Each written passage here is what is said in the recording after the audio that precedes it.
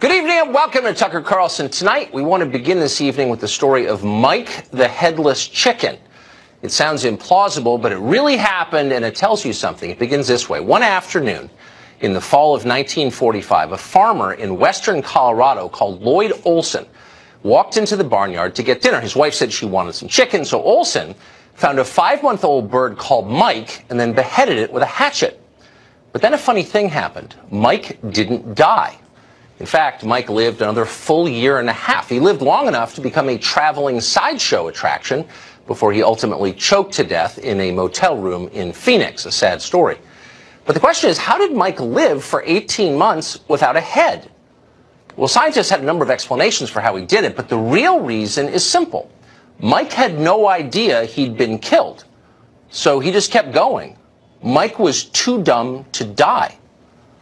Something very similar just happened in the Russia investigation this week. For 2 years, we've been told that there was some form of collusion between the Russian government and the 2016 Trump campaign.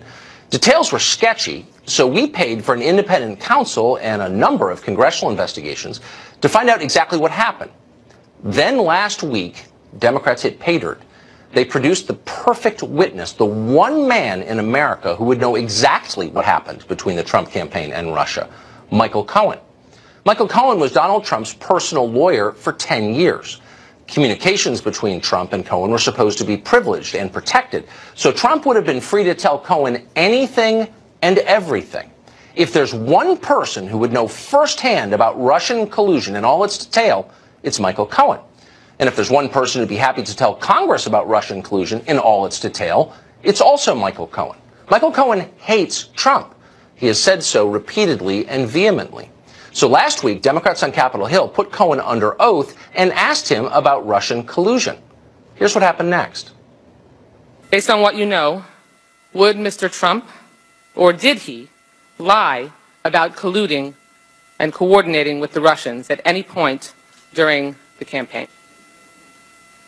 So as I stated in my testimony, I wouldn't use the word colluding. There you have it. Michael Cohen says there was no collusion with Russia. That is the final word. After 2 years, the most far-fetched spy story in American history ends abruptly. The Russia conspiracy is dead, killed with hatchet-on-stump finality on live television. But here's the twist. Nobody in Washington seemed to notice. They have no idea what just happened. Like Mike the Headless Chicken, they're still running around, bumping into things. In fact, they're still issuing subpoenas. Yesterday, the House Judiciary Committee sent out at least 81 of them. The subpoenas are aimed at individuals, organizations, and government agencies that might have damaging information about Donald Trump. Information that, for some reason, a reason nobody can explain, his personal attorney of 10 years did not have. Apparently, it's extra double secret information. If this all seems a little nuts, prepare yourself. We learned on CNN yesterday that it's simply the beginning. In addition to the 81 names of entities and individuals released today, do you expect more? Yes. In short order, there will be additional names, additional document requests that are made in the coming days. Additional names, additional document requests. If you had to sum up the entire Democratic platform, those two sentences would do it. More subpoenas! Vote for us! We'll investigate! At some point, though, it's easy to lose track of what all these investigations are about. Can you remember? Search your memory for a moment. Last week, it was Russian collusion, the hacking of our democracy by Vladimir Putin, unseen saboteurs. This week, every bit as solemnly, it's obstruction of justice. You say the president, has obstructed justice. You've been clear about that. But you said yesterday... There's certainly a lot of evidence that he has, but that's exactly the kind of thing we have to look into. Okay, so now you're not sure he's obstructed justice? Personally, I think he has, but we have to look and see. But the reason I ask is obviously if he obstructed justice, that's a crime. Mm-hmm. It's an impeachable act. You don't have to have a crime to be impeachable, but a crime is an impeachable act. Not every crime is an impeachable act. That one would be. That one would be. Okay. So what are they telling us? Well, you can see what they're telling us. Impeachment's coming. And of course it is. Democratic leaders have assured us again and again they have no plans to impeach, but they're lying. Their voters demand impeachment, so really they have no choice. In some ways, an impeachment trial would be an upgrade from the creepy, secretive process we have now. Shadowy intelligence agencies won't be spying on anyone during an impeachment trial. Federal agents won't be rousting anyone from bed at rifle point. Impeachment is a public and fairly transparent process. We can watch it on television. We can assess for ourselves what we think of Jerry Nadler and his friends. Best of luck to Democrats on that. But take 3 steps back. What's the cost of all of this to the rest of the country? Well, it's hard to assess that, really, but a story in the paper this morning does give you some hint of it. It's this. In 2017, the combined death rates from alcohol, drugs, and suicide in this country hit their highest recorded levels ever since record-keeping began. But you know this if you live here. If you haven't been to the funeral of someone who's died from booze, drugs, or suicide lately, count yourself lucky, because they're everywhere. The surreal thing is that nobody on television ever mentions any of this. It's like it's not even happening. Maybe that's because in their world, it isn't happening. Everything is fine where they live. People there are prosperous and secure and happy, and they plan on staying that way. They resent any attempt to remind them that in the world beyond the coastal cities, America is killing itself. That means the people who built this country are dying. The people in charge of this country are ignoring them as they die.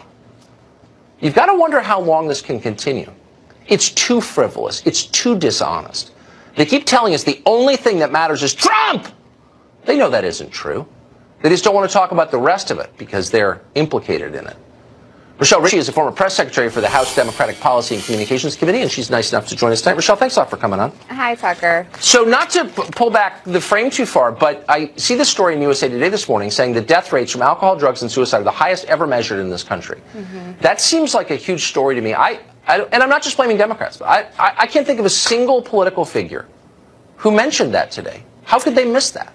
You know, I think that both sides have missed that, and it is a huge problem in our country, but I don't think that it's necessarily something that we can say is taking away from us focusing, like the Mueller investigation is not necessarily taking away from our opportunity to focus on drugs and alcohol addiction. I mean, for instance, I live in New York City, and I can tell you that Governor Cuomo just last month put forth $7.5 million to fight drug and alcohol addiction, and then last summer he put forward a program that was about $4 million to address suicides. So I think that Democrats are focusing on this. I don't know if you're intentionally mocking him or not. $7.5 million for drugs and alcohol. It's one of the biggest killers in the state of New York. And $4 million. It's a grant. It's a grant to improve the services. We spend more on homeless shelters per month in the borough of Staten Island than he's spending the entire state on some of the biggest killers in the state.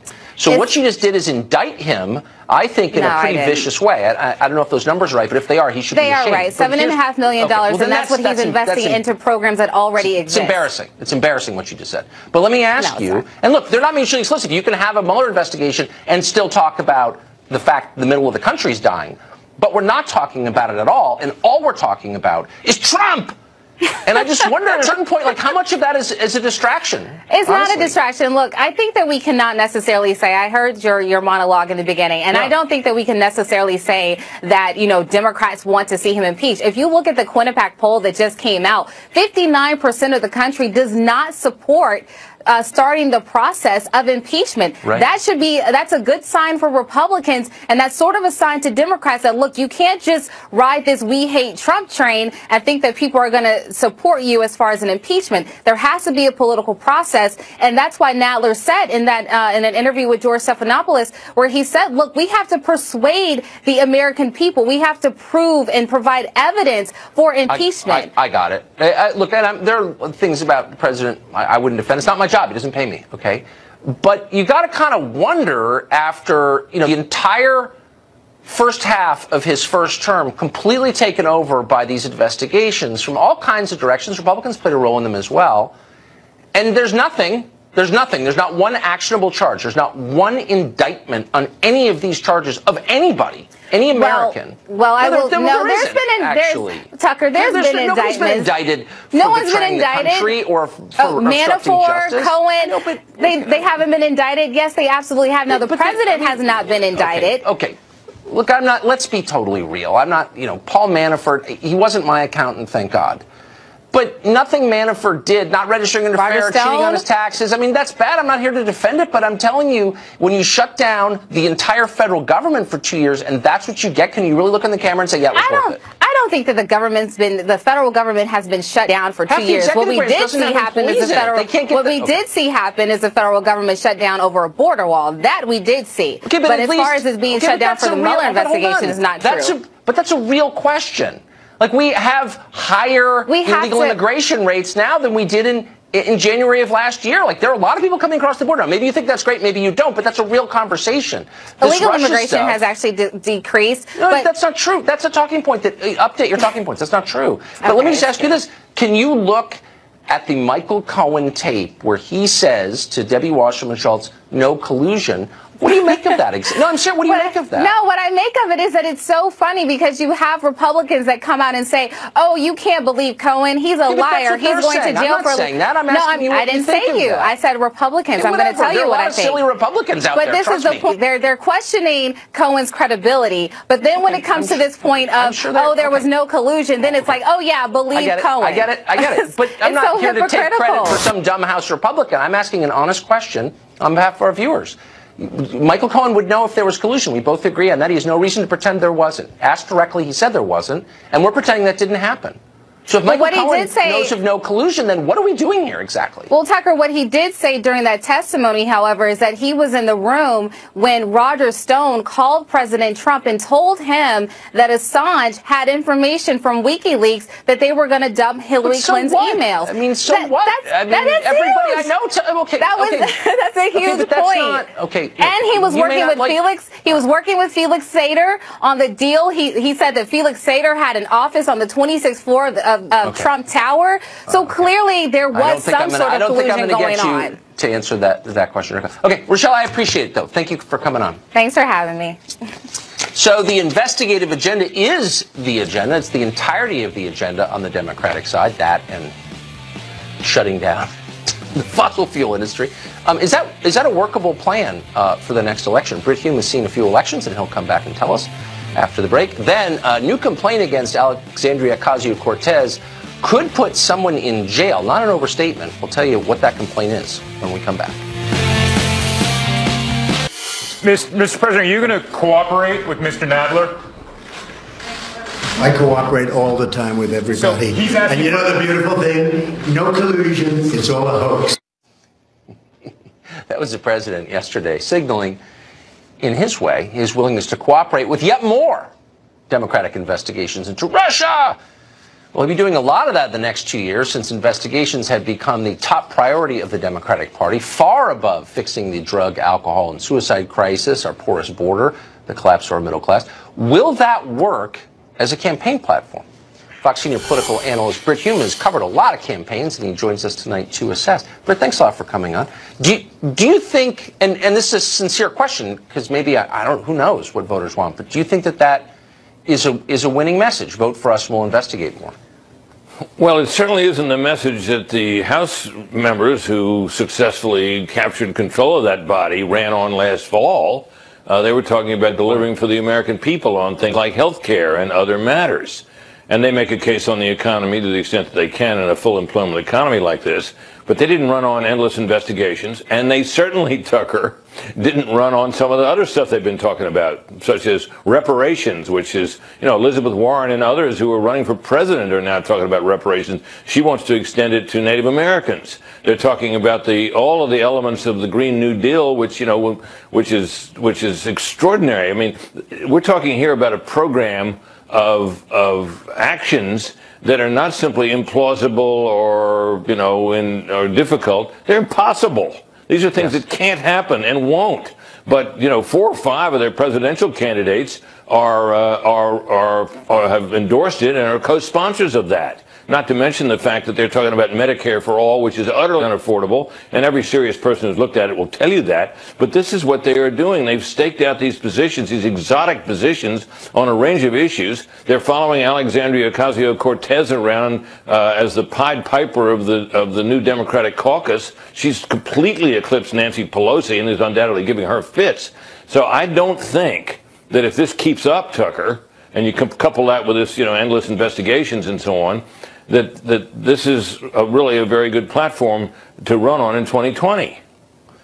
If you believe you can change your biological sex just by wishing it so, you believe in magic, so maybe some of this shouldn't be too surprising to us. But I wonder what the people like Steny Hoyer or the people who have been around a long time in Washington, in the Democratic caucus in the House, what do they make of all this? Well, I'm sure they're frustrated by it. They know that the elements of the Green New Deal are impossible and undoubtedly would be impossible to pass anytime in the next 2 years. But look, if you completely cover yourself with this stuff, and this is what you're seen to be promoting, this is what all the noise is being about, this is what all of the talk is about, you may be able to do some other things, but they're going to be overshadowed by all this exotic stuff. For whatever this stuff is, it makes a lot of news. And that's why Alexandria Ocasio-Cortez, for all her callowness and arguable shallowness, is able to become so prominent. She makes news, and she's kind of compelling. She's kind of adorable, sort of in the way that a 5-year-old child can be adorable. Yes. And she is at the moment, I think it's fair to say, she's the de facto leader of the Democrats in the House of Representatives. I think that's right. And she is brave, I will say that. She says things nobody else will say, but she's also really arrogant. I wonder if she'll wear well. Well, I thought for the first few weeks of this, Tucker, frankly, that the novelty would wear off. Yeah. It hasn't. She's still the hottest ticket in town, and I think she's got a lot of talent. I mean, she's real kind of cheerful and positive and attractive in that sense, and that goes a long way in politics. But she will if this keeps up and she's able to continue to promote these exotic positions and get people, prominent people and important people to sign on to them, she'll lead that party off a cliff. I don't think there's much doubt. In the meantime, of course, we thought we should expect the Mueller report to come, and if, as expected now, it does not convict the president or accuse the president of collaborating with the Russians to get himself elected, I think a lot of the air will go out of the investigation, because no matter what Adam Schiff and the Jerry Nadler at the Judiciary Committee, no matter what they try to do, they don't have anything like the investigative resources Mueller has, and therefore their probes cannot be expected to find anything like as much as he does. And if he doesn't find it, it's probably not there. I think that's probably a fair assumption. Brett Hume, great to see you tonight. Thank you. Thanks, Tucker. We've got some interesting new information tonight about Alexandria Ocasio-Cortez. When she ran for office last year, she described herself as an enemy of big money in politics. Watch. This really speaks to the corrupting force of money in politics in general, and this problem is not going to go away until we tighten the reins on the role of money in politics. I really hope that we really introduce and pass very strong legislation that's going to put much stronger limits on how special interests and how money can be moved, especially when they interface with campaigns. Yeah. She doesn't like when money moves and interfaces with campaigns. Of course, Ocasio-Cortez is also a sworn enemy of carbon, but that didn't stop her from taking hundreds of Uber rides when the subway was just a few feet away. She may feel the same way about money, for you, but not for her. A new FEC complaint accuses Ocasio-Cortez's chief of staff of diverting $1 million in donations into private accounts, apparently to obscure how that money was used. If true, the complaint could result in prison time. Ocasio-Cortez was confronted about this allegation today, and here's what she said. There is no violation, so there's no violation. Do you think that's a sign of you taking dark money? Oh, no. I'm 100% people-funded. Thank you. She's people-funded, she wants you to know. Speaking of people-funded, Melissa Francis, who hosts Outnumbered, also one of our all-time favorite people on Fox Business, joins us tonight for an update on this story. Hey, Melissa. Hey, Tucker. So here's what this really boils down to in my mind. So it should be noted that the group that brought the complaint to the FEC is a right-leaning organization. We want to say that up front. But if you boil it down, basically what she and her chief of staff are accused of doing is moving almost $1 million from a PAC fund that they controlled over to an LLC, a limited liability corporation that they controlled. So were I her, I would ask this gentleman in the photo here, who is a multi-millionaire, tech and finance smart guy who's running her campaign, I would say, hey, why am I moving this money, these donations that were made to me from this PAC over to this other account that I control. I control them both. Why move it? What difference does it make? Yeah. Well, one difference could be, look at the rules that govern both. And the rules that govern a PAC are very clear and much more strict about how much you can spend, where it came from, what you have to disclose, how you list things. When it's an LLC, a limited liability corporation, the rules are very different, much lighter. And she marked a lot of stuff, strategic consulting. And you can do that rather than itemizing things. Now, is this illegal? I don't know. Both sides are going to have their arguments in court about this, no doubt. And by the way, the rules that govern campaign finance are written by the very people in power who are trying to hold on to it. So talk about the fox guarding the hen house. So the people who wrote these rules that she's saying, we're going to rewrite the rules, more people who have come to power and are trying to hang on to it. So is this legal under the rules? I don't know. We have people saying it's not. Both sides will argue and we'll see. But what's interesting is you just have to ask yourself, why did you need to move it from one thing you control totally to another thing you control totally in order to make the expenditures? It sounds like that dark money that she's talking about, but we will see when they investigate. Well, just, I mean, quickly, the fact that we don't know anything about it, the fact that it's not itemized, doesn't that, by definition, make it dark money, or at least opaque money?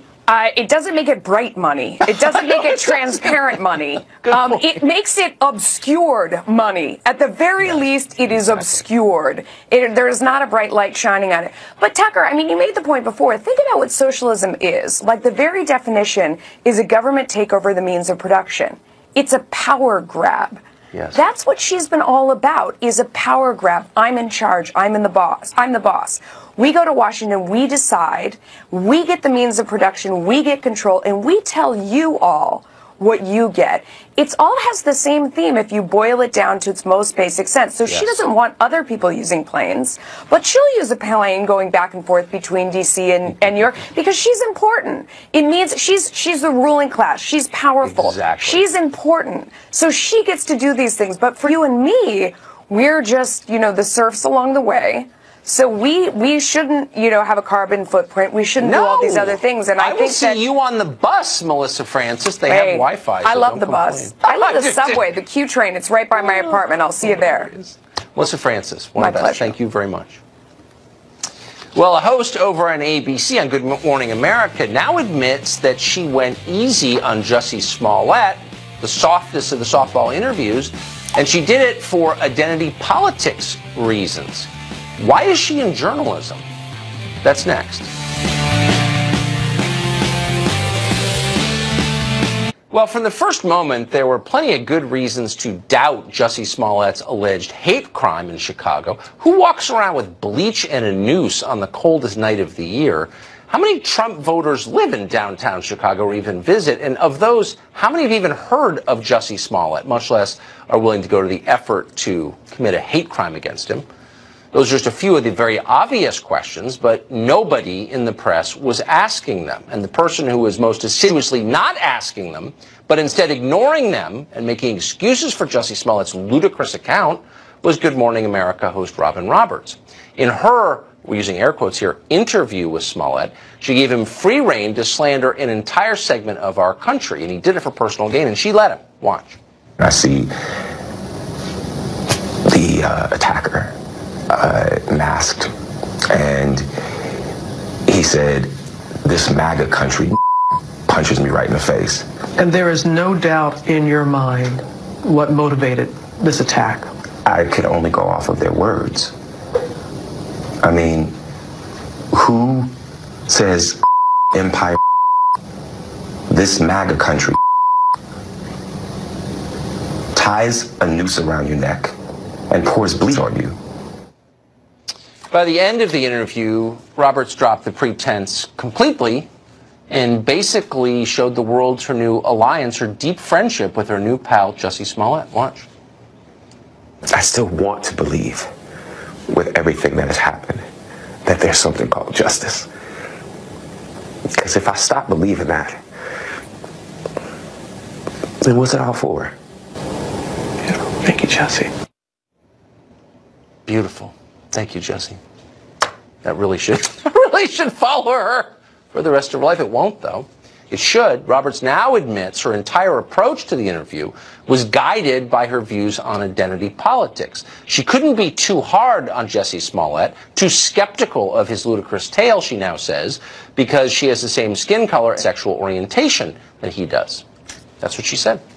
Jason Hill is professor of philosophy at DePaul University and author of the book We Have Overcome. He joins us tonight. Professor, thanks very much for coming on. This whole approach, the tribal approach to journalism, strikes me as inherently dishonest. If you have a different measure of one person based on the way that person looks or that person sleeps with than you do for another person, I mean, isn't that lying?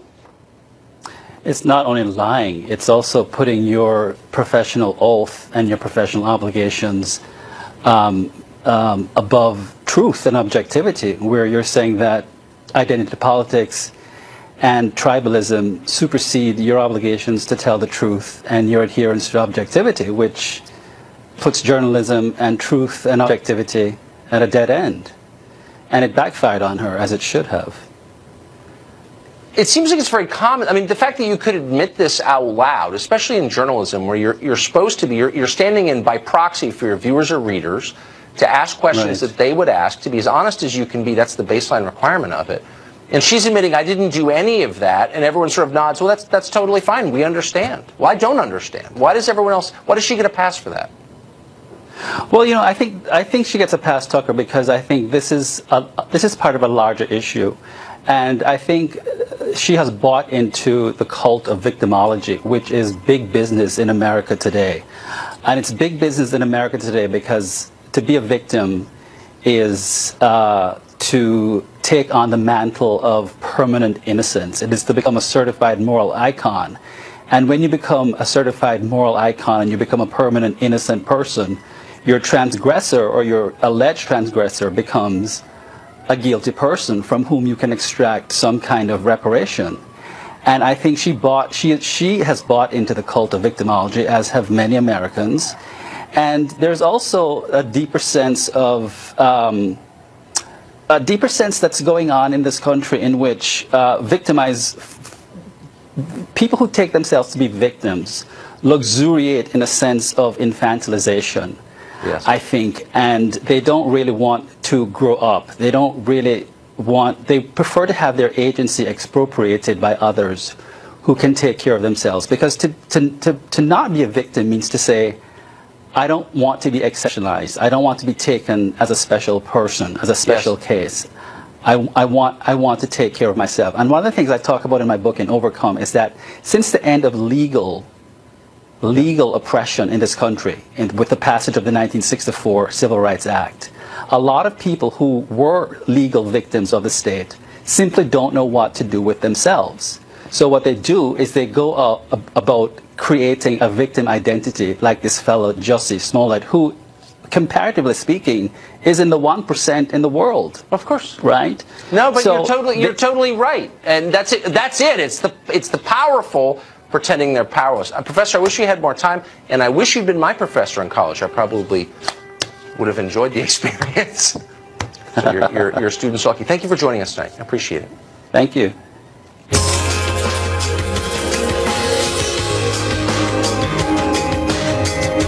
Well, there's really no sector of our economy, probably, that receives more taxpayer subsidies than universities, higher education. All of it comes from the federal government. So the question is, are these colleges teaching anything worthwhile, or is it purely propaganda designed to make your kids hate you and the country that made this all possible? I think you know the answer, but the Young America's Foundation has just produced a list of 12 of the craziest college courses taught at taxpayer-financed schools around the country. Spencer Brown is a spokesman at Young Americans for Freedom, and he joins us tonight. Spencer, thanks very much for coming on. So some of these, I have a list of some of them, and actually it's so infuriating I had to stop reading it because we listed it with the cost of the college attached. But I'm just going to start at the beginning. Swarthmore, Queering God, Feminist and Queer Theology. By the way, $68,000 a year to attend that school. It's absurd what students are paying to supposedly receive an education when really they're just being indoctrinated. And so what the survey from Young America's Foundation found in courses like this, it addresses the idea that the God of the Bible has always been masculine and is definitely male, but then it goes on to ask, or is he? And then looks at different attributes of God in order to twist his character and his words and his actions and making him into a feminine figure or impacting, feminist theology on this important issue. These are also dumb. Davidson is $66,000 a year. The college is Latinx, if I'm even pronouncing that correctly, sexual dissonance and guerrilla translation.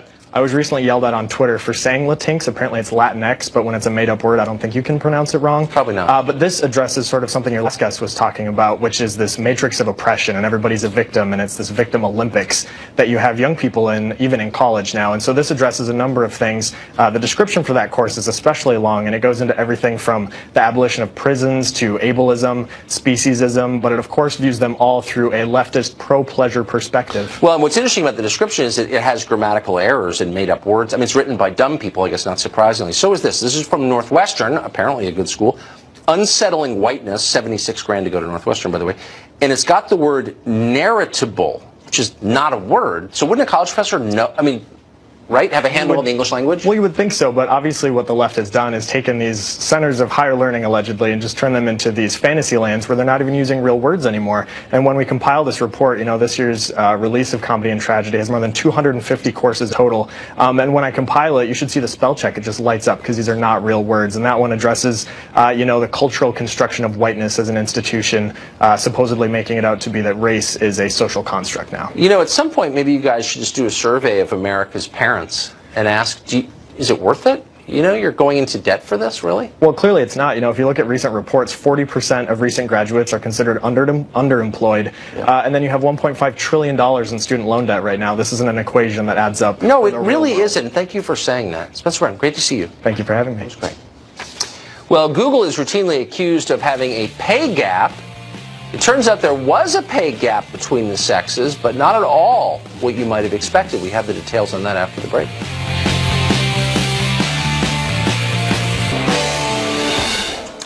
Well, for many years, the left, particularly the shallow televised left, has attacked companies for their sexism. Especially in tech, they have told us about a pay gap. Women, they tell us, are paid less than men for no reason other than bigotry, sexism. Well, these attacks are the reason tech companies are in part so vocally left-wing. It's why James Damore at Google had to be fired immediately for expressing his opinions. At Google, leaders decided to do an internal investigation on the question of the pay gap. They reviewed every employee's job, every employee's performance to see if there was sexism lurking in the hearts of their employees and reflected in their paychecks. And it turns out there was sexism. They found quite a bit of it. There were thousands of people being paid less than colleagues doing the same work. But in a twist, most of these employees were in fact men. Google and the New York Times were apparently shocked by this finding, but why would they be? It's exactly what you would expect. The press has spent years attacking one sex as naturally bigoted and demanding the other be hired more, paid more, prioritized more, and thanks to those calls, guess what they were? So maybe the best way to achieve fairness is to advocate for fairness, but that has never occurred to anyone in Washington. They're too dumb.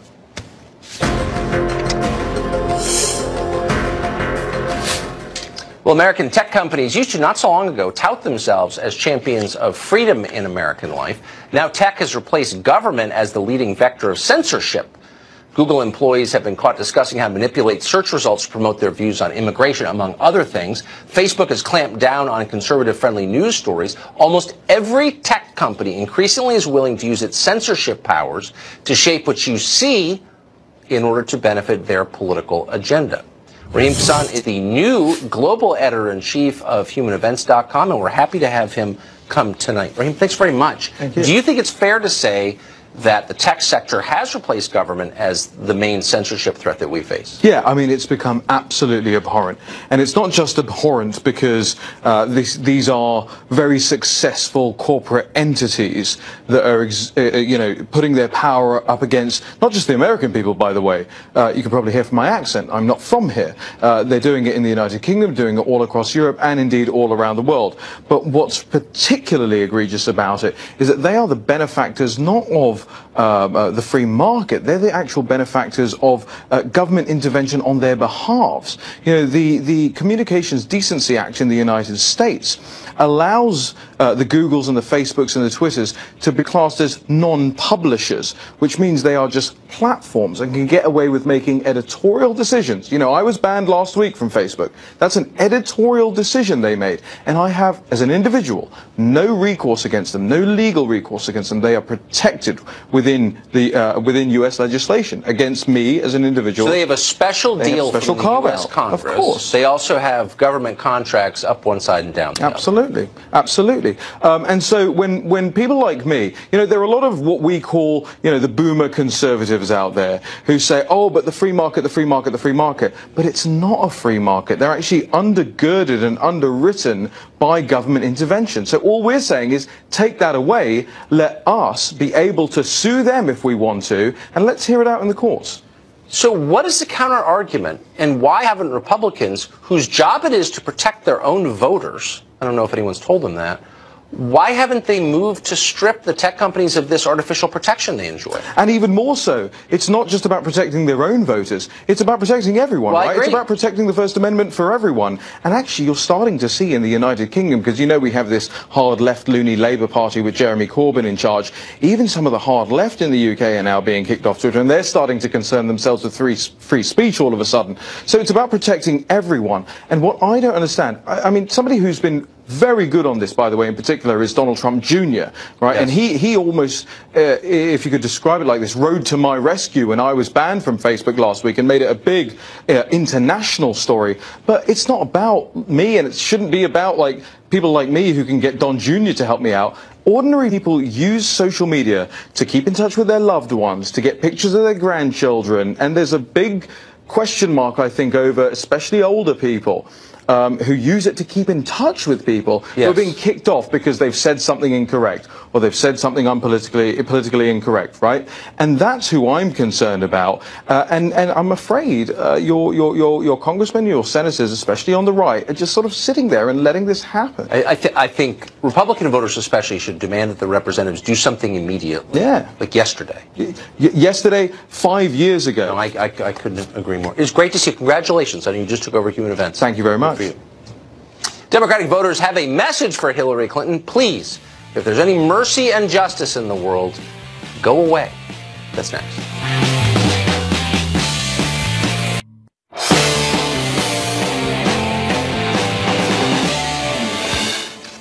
Well, Senator and presidential contender Kamala Harris is obviously a champion of women. She says so all the time, and you nod in agreement. You believe her.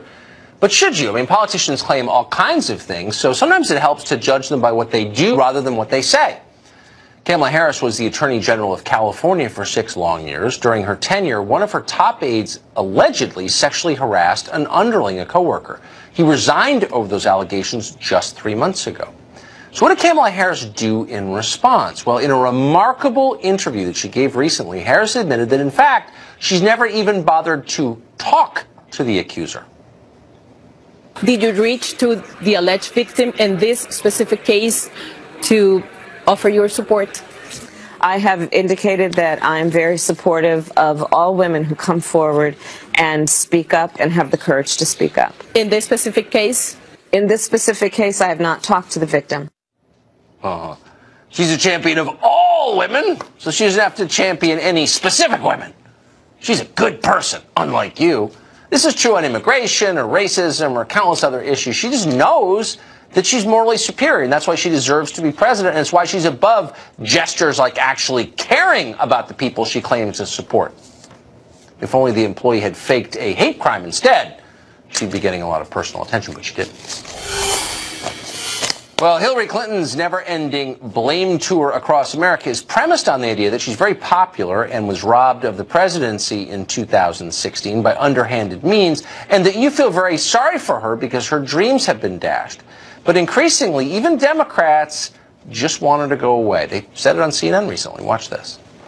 Does Hillary have a role in 2020? Should she campaign for? Stay away. Why is that? I love you, Hillary. I love you. But stay away. We're so divided right now that anything that has Hillary on it is automatically going to separate us again. I just think her time is done. I think it's done. Tammy Bruce is radio host, president of Independent Women's Voice, and she joins us tonight. Tammy, thanks a lot for coming on. So those are the responses you would expect. They weren't hostile to Hillary. They don't hate Hillary. They voted for her. But they're saying something pretty obvious, which is, you know, things change, time moves on, people kind of age out of the process. Why are you still here? Why is she still here? Well, actually, this has always been Hillary. This is not a new Hillary. This is the Hillary we've always known. This is the Hillary they voted for. But that sound, after she noted that she was not going to be running in 2020, everybody thought it was an asteroid. It was all the Democrats breathing a sigh of relief and all the Republicans sobbing through bitter tears of now they'll miss her. But she says she's not going to be leaving. But this is what's also strange about the Democratic position. They say she should be president now, Tucker, right? Right. She was the winner. She was robbed by the Russians and everything, which means 2020 would be her second term. And yet they don't want her then. So are they saying, in fact, voting for her in 2016 was, in fact, a mistake? And that's one of the points. But the other thing that's a real revelation here is that after over 2 years of her complaining, of the entire system saying that the current president, Donald Trump, colluded with the Russians and stole the election. You know, Americans love fairness. We don't like anybody getting robbed. And yet they say, no, that just don't come back. Even though this is supposed to be hers, it tells you that all of this rhetoric, Tucker, has not worked. The American people do not believe it. They didn't believe it then. They don't believe it now. In other words, recognizing, even if subconsciously, all of this has been a charade. That's important for the Trump administration and the Trump campaign to realize the American people still care about the truth of the matter, facts, and delivering politically and delivering on the issues. It's so interesting, though. I never thought of the point you just made, but if they really believed what they were saying about Russian collusion and the theft of the election, the hacking of our democracy, they would insist that Hillary, by definition, would be the nominee, right? So they don't even believe it. You know, exactly. I mean, we would be in the streets. Who wouldn't be? In other words, it's almost like a cognitive dissonance in a sense, like an agreement, a suspension of disbelief, I should say. Like when you go into the movies, you really know it's not real life, but you're going to allow yourself to believe so for a minute because it'll be fun for 2 hours.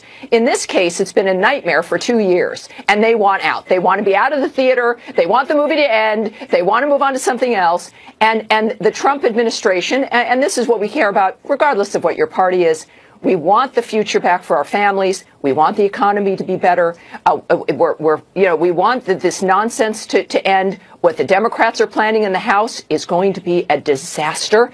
They've created now not just the fact that it is a witch hunt, but they've created an enemies list with the 81 individuals and entities that they're going to, try to persecute for material on Trump. It's a remarkable thing that they've accomplished. That is not what I think most Americans would agree. That's not why they hired those people to go to the House of Representatives. No, probably not. And my feelings are hurt that you and I were left off the enemies list. I know. So I was looking for my name. We weren't there. Maybe Jerry Nadler can rectify that. Hi.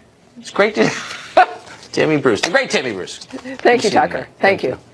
We're out of time, sadly. We'll be back tomorrow, 8 p.m., the show that is the sworn enemy, and we mean it, of lying, pomposity, smugness, and groupthink. Following us from New York City is Sean Hannity. Good night from Washington.